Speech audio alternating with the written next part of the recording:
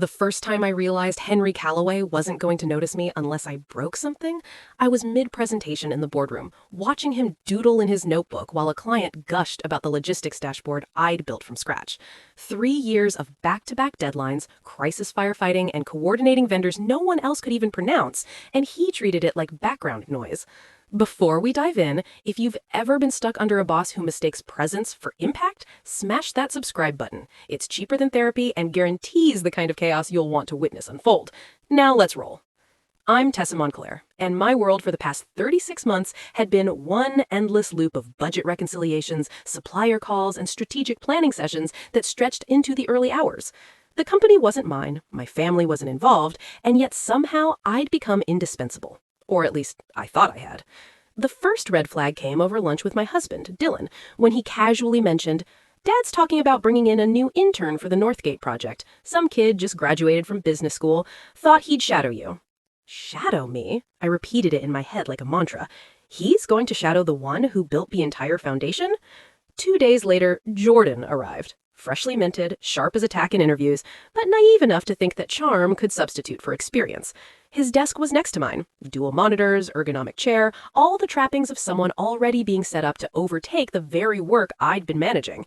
Meanwhile, I was still perched on a laptop I bought with my own money, juggling 5 departments like a circus performer balancing flaming torches. Jordan's first question to me was innocuous enough. "Tessa, how do I get access to the supplier portal for Northgate?" I smiled tightly, handing him the login credentials. "Make sure you review the renewal clauses, especially the one for Apex Dynamics. It's delicate." He blinked. "Delicate how?"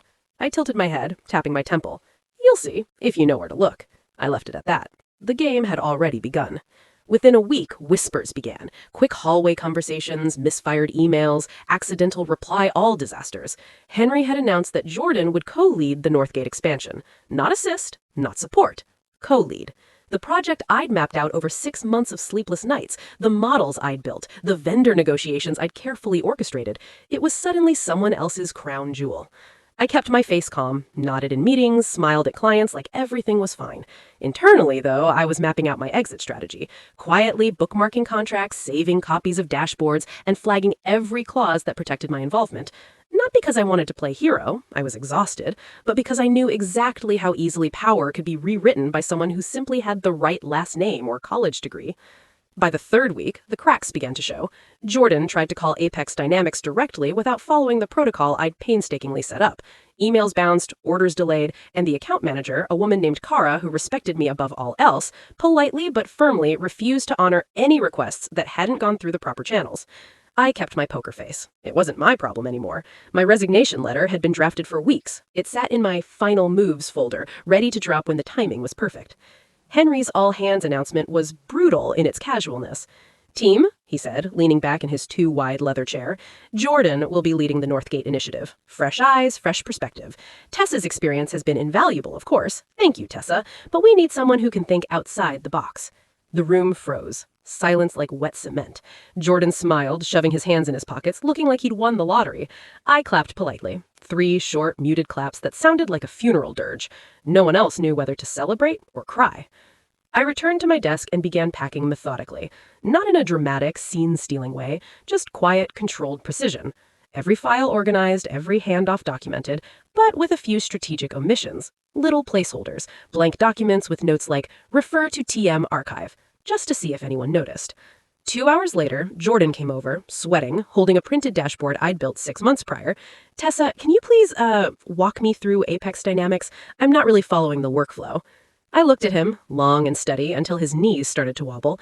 Then I smiled, the kind of smile that carries years of restraint and quiet fury.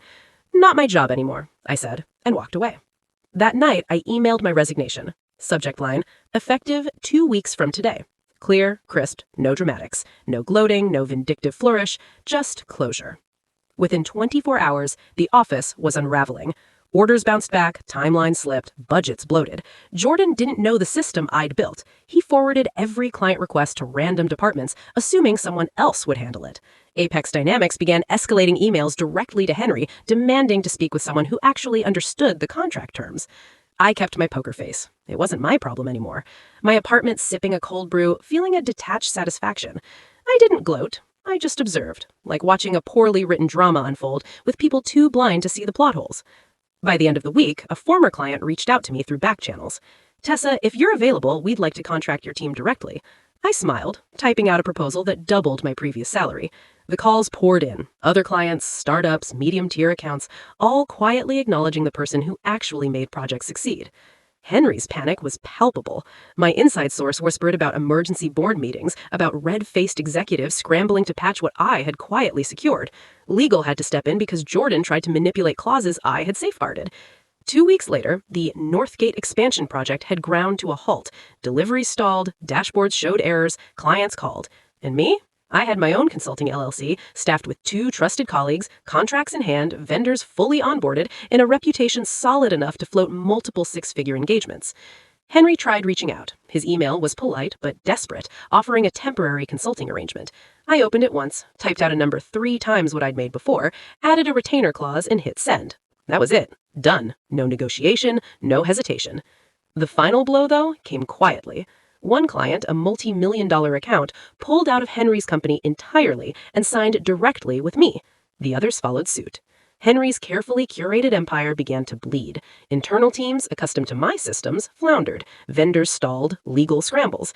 Henry never admitted it aloud, but word got back to me the board was furious. Internal emails leaked the extent of the mismanagement, and Jordan, poor Jordan, was scrambling to patch errors he couldn't even understand.